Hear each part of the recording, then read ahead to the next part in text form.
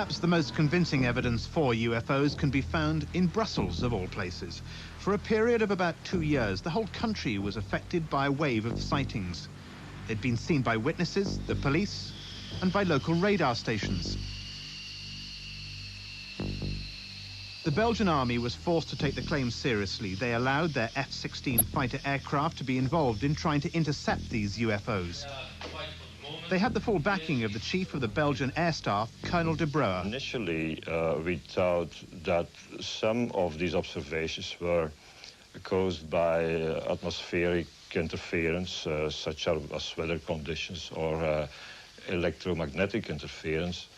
But later on, we found out that at certain moments, indeed, we could relate one visual observation with one observation on the radar.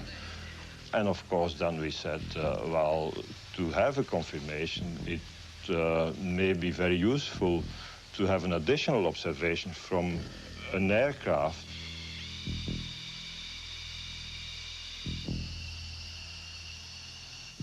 The aircraft were deployed as part of a routine training program. Most times nothing was seen, except on one particular night. The night of 30 and 31st March, we had an observation on the radar, and in addition, a visual observation on the ground confirmed by the police. We decided to send 2 airplanes in the air around midnight. This video of the F-16's radar track of the object showed the performance of a vehicle of a totally unknown origin. The Air Force were at a complete loss to explain their findings. A press conference was called. What these pilots detected was well outside the normal flying envelope of an airplane. Sometimes they had what we call lock-ons, which gave a parameters varying from speeds between 150 knots till 990 knots. An acceleration which occurred in a few seconds.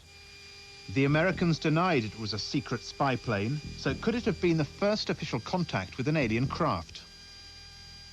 These speeds would be impossible to tolerate for a human being. That's a first point. A second point is the visual observations always describe a system, a machine, which hangs and hovers above the surface at quite a low altitude without making any noise. Now, with the current technology, that would be impossible. So far, the Belgian authorities have refused to announce any official conclusion to subsequent investigations. Could it be the Aurora? Is it likely a UFO could have come from a faraway galaxy? After all, it took us 3 days just to get to the moon.